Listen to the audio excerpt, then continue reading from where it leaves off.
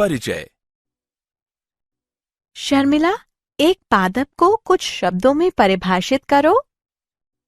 यह प्लांटी जगत का प्रत्येक सदस्य बहुकोशिकीय अवयवों का बना होता है और प्रकाश संश्लेषण की प्रक्रिया द्वारा अपना भोजन स्वयं बनाता है। शर्मिला, अब मुझे बताओ कि पादप अन्य जीवों से किस तरह भिन्न है? हाँ, पादप बहुकोशिकीय, स्थलीय, अचल प्रकाश संश्लेषी और स्वपोषी होते हैं।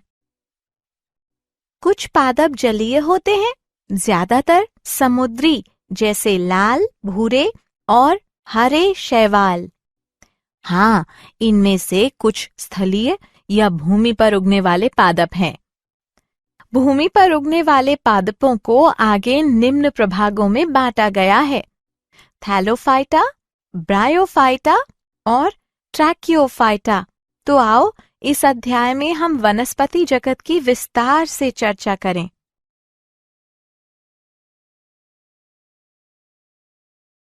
उद्देश्य।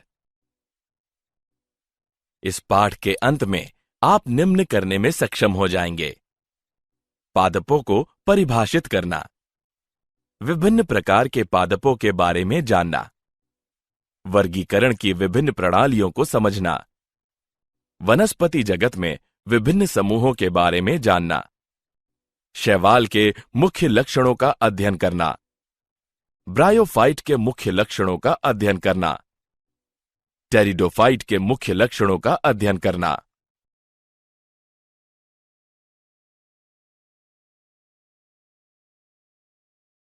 वर्गीकरण की कृत्रिम पद्धति। 1969 में विटेकर ने जीवित जीवों को 5 जगत में विभाजित किया। उदाहरण: मोनेरा, प्रोटिस्टा, फंजाई यानी कवक, एनिमेलिया और प्लांटी। प्लांटी जगत को मुख्य रूप से वनस्पति जगत के रूप में जाना जाता है। इस जगत में वे जीव आते हैं जो बहुकोशिकीय होते हैं, जिनमें कोशिका भित्ति और क्लोरोफिल होता है, अपना भोजन स्वयं बनाते हैं और एक जगह से दूसरी जगह तक शारीरिक रूप से गति नहीं करते हैं। फंजाई तथा मोनेरा एवं प्रोटिस्टा जगत के कोशिका भित्ति वाले सदस्यों को अब प्लांटी जगत में शामिल नहीं किया गया है। प्लांटी जगत में शैवाल, ब्रायोफाइट, टेरिडोफाइट, जिम्नोस्पर्म और एंजियोस्पर्म शामिल हैं। वर्गीकरण की कृत्रिम पद्धति में केवल वास, रंग, पत्तियों की संख्या और आकार आदि संपूर्ण बाह्य आकारिक विशेषताओं का उपयोग किया गया था।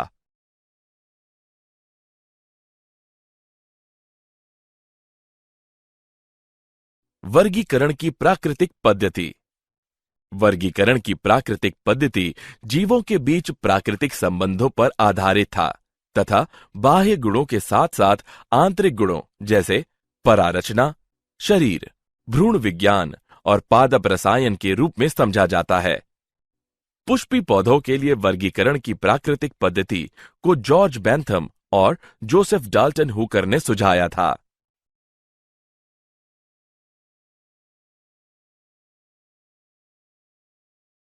वर्गीकरण की जातिवृत्तीय पद्धति। वर्गीकरण की जातिवृत्तीय पद्धति, जो विभिन्न जीवों के बीच विकासीय संबंधों पर आधारित है, स्वीकार्य है। इस पद्धति के अनुसार जीव समान टैक्सा के सदस्य हैं, जिनके पूर्वज एक ही थे।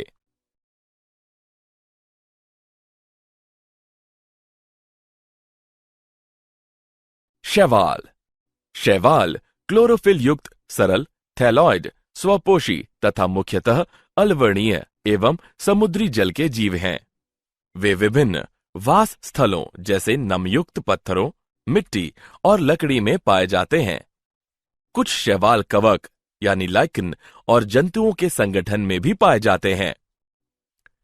शैवालों के माप और आकार में बहुत भिन्नता होती है। कुछ समुद्री शैवाल जैसे कि केल्प लगभग 60 से 100 मीटर तक बहुत विशालकाय होते हैं। शैवालों का आकार सूक्ष्मदर्शी एक कोशिक जैसे क्लेमाइडोमोनास से लेकर कॉलोनीय जैसे वॉलवॉक्स तथा तंतुमयी यूलोथ्रिक्स एवं स्पाइनोगायरा तक हो सकता है। शैवाल में जनन कायिक, अलैंगिक और लैंगिक विधियों द्वारा होता है।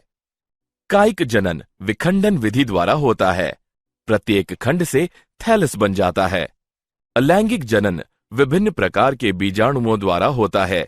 सामान्यतः ये बीजाणु जूस्पोर होते हैं। जूस्पोर कशाभिक यानी गतिशील होते हैं और अंकुरण के बाद इनसे नए पौधे बन जाते हैं। शैवाल में लैंगिक जनन दो युग्मकों के संलयन द्वारा होता है। ये युग्मक कशाभिक युक्त और आकार में समान, जैसे कि क्लेमाइडोमोनास, या कशाभिक विहीन लेकिन आकार में समान, जैसे कि स्पायरोगायरा हो सकते हैं। ऐसे जनन को समयुग्मकी कहते हैं। आकार में भिन्न दो युग्मकों का संलयन असमयुग्मकी कहलाता है, जैसे कि क्लेमाइडोमोनास कुछ प्रजातियों में। एक बड़े अचल यानी स्थैनिक मादा युग्मक और एक छोटे चलयमान नर युग्मक के बीच संलयन विषम युग्मकी लैंगिक जनन कहलाता है। उदाहरण वॉलवॉक्स, फ्यूकस।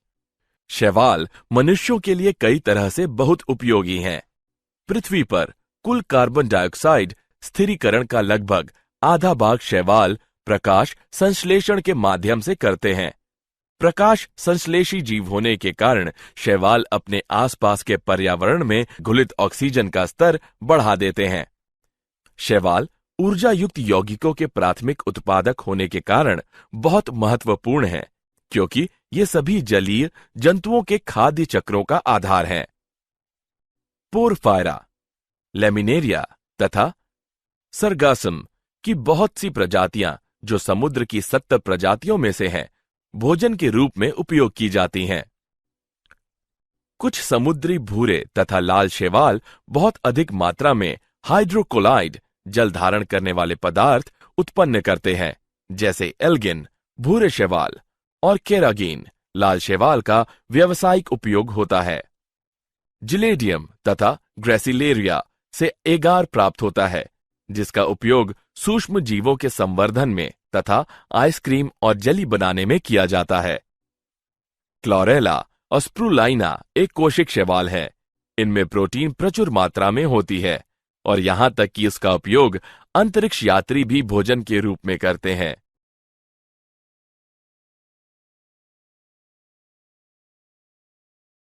शैवाल का वर्ग क्लोरोफाइसी। शैवाल को 3 मुख्य वर्गों में विभाजित किया गया है: क्लोरोफाइसी, फियोफाइसी और रोडोफाइसी। क्लोरोफाइसी के सदस्यों को प्रायः हरा शैवाल कहते हैं। इनका पादप शरीर एक कोशिकीय कॉलोनी में अथवा तंतुमयी हो सकता है। वर्णक क्लोरोफिल पर्णहरिम ए तथा बी के प्रभावी होने के कारण इनका रंग हरी घास की तरह होता है। ये वर्णक सुस्पष्ट क्लोरोप्लास्ट में सीमित होते हैं।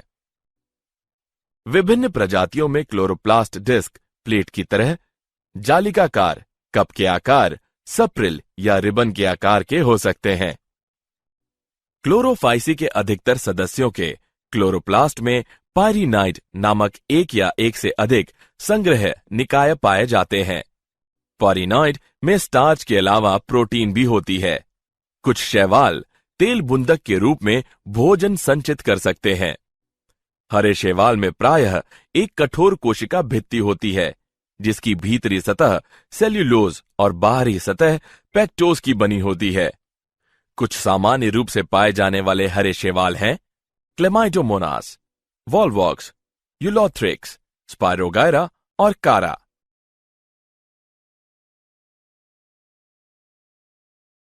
शैवाल का वर्ग फियोफाइसी। फियोफाइसी या भूरे शैवाल के सदस्य मुख्यतः समुद्री आवास में पाए जाते हैं। उनके आकार और रूप में बहुत भिन्नताएं होती हैं।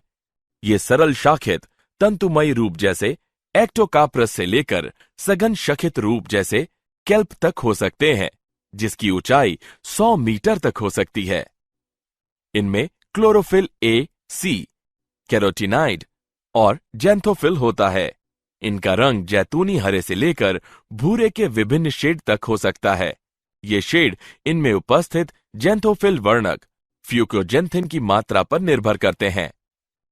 भोजन जटिल कार्बोहाइड्रेट के रूप में संचित होता है, जो लेमिनेरिन या मैनिटोल के रूप में हो सकता है।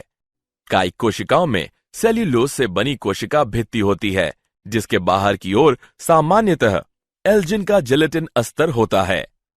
पादपकाय प्रायः संलग्न द्वारा अधस्तर सबस्ट्राटम से जुड़ा रहता है। इसमें एक वृत्त तथा पत्ती की तरह का प्रकाश संश्लेषी अंग फ्रॉन्ड होता है। इसके सामान्य सदस्य हैं एक्टोकाप्रस, डिक्टियोटा, लेमिनेरिया, सरगासम तथा फ्यूगस हैं।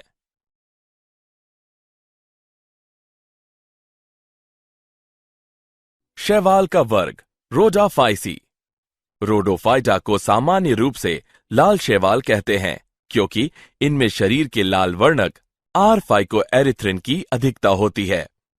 अधिकांश लाल शैवाल समुद्र में पाए जाते हैं और इनकी बहुलता समुद्र के गर्म क्षेत्रों में अधिक होती है। इनमें से कुछ की शारीरिक संरचना बहुत जटिल होती है। ये पानी की सतह पर जहां अधिक प्रकाश होता है वहां भी पाए जाते हैं, और समुद्र की गहराइयों में भी जहां अपेक्षाकृत प्रकाश कम होता है। अधिकांश लाल शैवाल का लाल थैलस बहुकोशिकीय होता है। भोजन फ्लोरिडियन स्टार्च के रूप में संचित होता है, जिसकी संरचना एमाइलोपेक्टिन तथा ग्लाइकोजन की तरह होती है। इसके सामान्य सदस्य पोलिसाइफोनिया, पोरफायरा, ग्रेसिलेरिया तथा जिलेडियम है।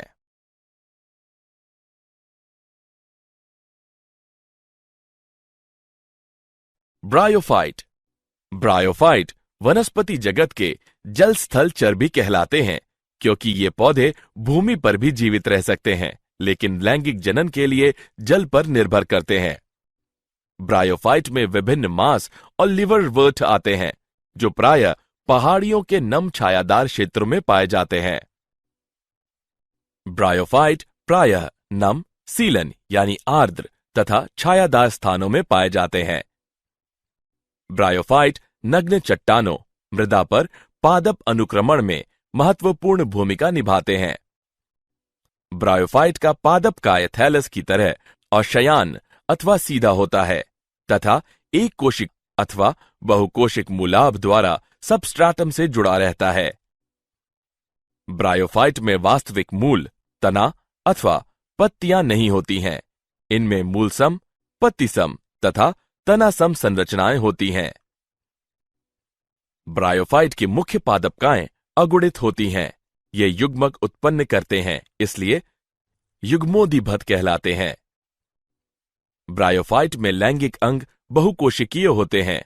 नर लैंगिक अंग पुंधानी कहलाते हैं। ये द्विकशाभिक पुमंग उत्पन्न करते हैं। मादा लैंगिक अंग को स्त्रीधीनी कहते हैं। यह फ्लास्क के आकार का होता है, जिसमें एक अंड होता है। पुमंग को पानी में छोड़ दिया जाता है, जहां ये स्त्रीधानी के संपर्क में आते हैं। एक पुमंग अंडे से संगलित होकर युग्मनज बनाता है। युग्मनज में तुरंत न्यूनीकरण विभाजन नहीं होता है। स्पोरोफाइट मुक्तजीवी नहीं है, बल्कि यह प्रकाश संश्लेषी युग्मोदिभत से जुड़ा रहता है और इससे अपना पोषण प्राप्त करता रहता है। स्पोरोफाइट की कुछ कोशिकाएं अगुणित बीजाणु उत्पन्न करने के लिए न्यूनीकरण विभाजन यानी अर्धसूत्रण करती हैं। यह बीजाणु अंकुरित होकर युग्मगादिभत में विकसित हो जाते हैं। स्फेग्नम एक मांस की कुछ प्रजातियां पीठ प्रदान करती हैं, जिसका उपयोग लंबे समय से ईंधन के रूप में और पानी को रोकने की इसकी क्षमता के कारण सजीव पदार्थों के पोतांतरण के लिए पैकिंग सामग्री के रूप में किया जा रहा है।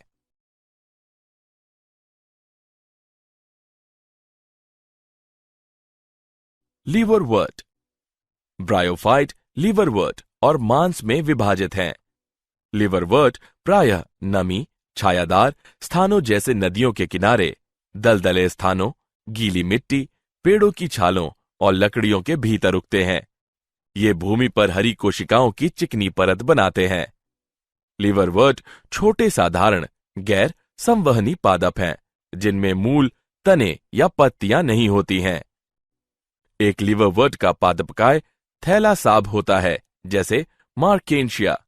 थैलस पृष्ठाधर और अधःस्थर से बिल्कुल चिपके रहते हैं। पत्तीदार सदस्यों में पत्ती की तरह छोटे उपांग तने जैसी संरचनाओं पर 2 पंक्तियों में होते हैं।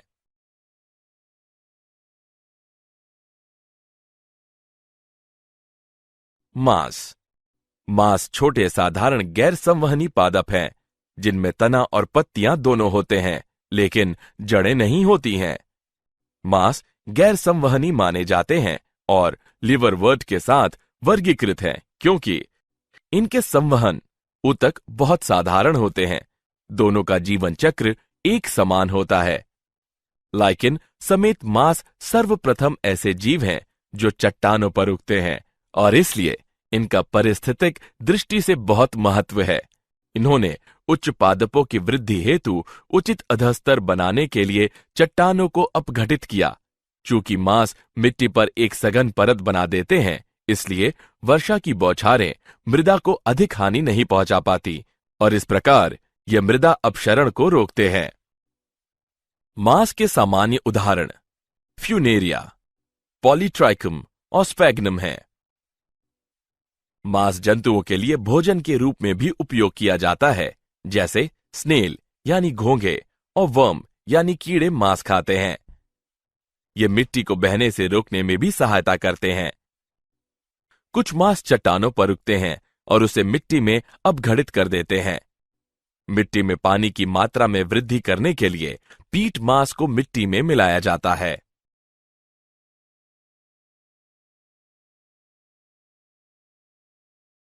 टेरिडोफाइट में हॉर्सटेल और फर्न आते हैं। टेरिडोफाइट का उपयोग औषधीय प्रयोजनों के लिए और मृदा योजक के रूप में किया जाता है। ये प्रायः सजावटी पौधे के रूप में उगाए जाते हैं।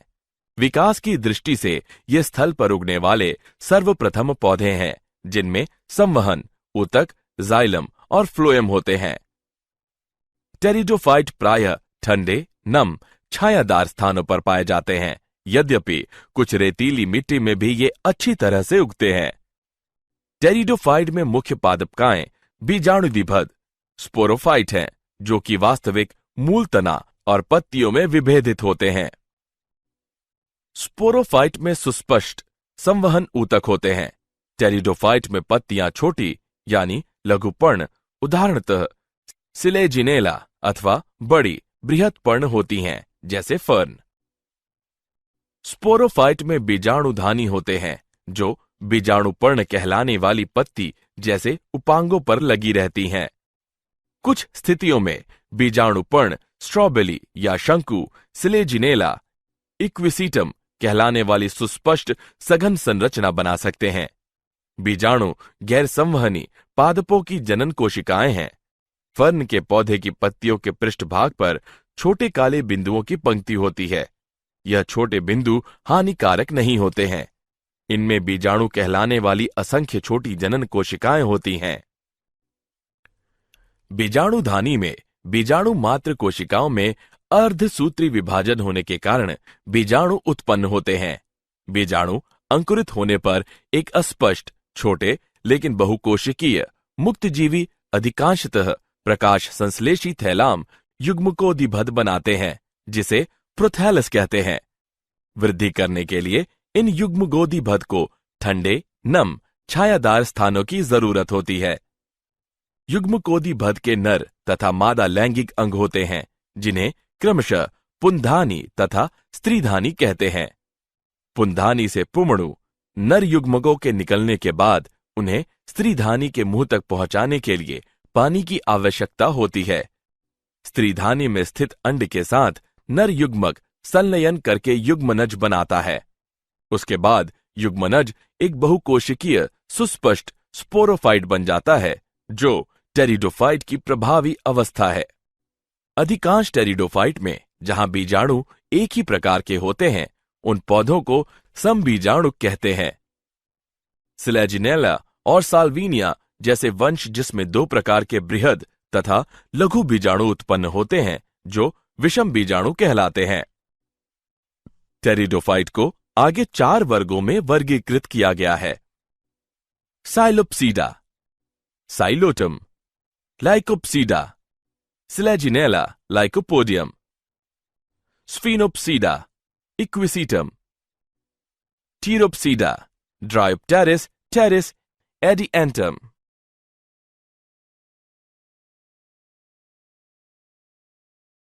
क्या आप जानते हैं ब्रायोफाइटा शब्द की खोज 1684 में रॉबर्ट ब्राउन द्वारा की गई। भारत में प्रोफेसर S.R. कश्यप को भी ब्रायोफाइटा विज्ञान का जनक कहा जाता है। पॉलीट्राइकम को आमतौर पर हेयर कैप मास कहा जाता है। लिपटा हुआ मास टॉर्टुला है। स्पैग्नम को बिग मास भी कहा जाता है। फ्यूनेरिया को आमतौर पर कार्ड मास कहा जाता है। टेरिडोफाइट को वनस्पतिक सप्र भी कहा जाता है।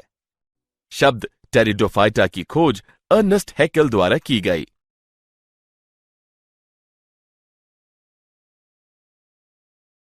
सारांश। आइए हमने जो कुछ सीखा है उसे संक्षेप में दोहराएं। वनस्पति जगत में शैवाल, ब्रायोफाइट, टेरिडोफाइट, जिम्नोस्पर्म और एंजियोस्पर्म शामिल हैं। शैवाल क्लोरोफिल युक्त सरल, थैलासाब, स्वपोषी और मुख्यतः जलीय जीव हैं। वर्णक के प्रकार तथा भोजन संग्रह के प्रकार के आधार पर शैवाल 3 वर्गों में विभक्त किए गए हैं। ये हैं क्लोरोफाइसी, फियोफाइसी और रोडोफाइसी। ब्रायोफाइट वे पौधे हैं जो मिट्टी में उग सकते हैं, लेकिन उनका लैंगिक जनन पानी पर निर्भर करता है।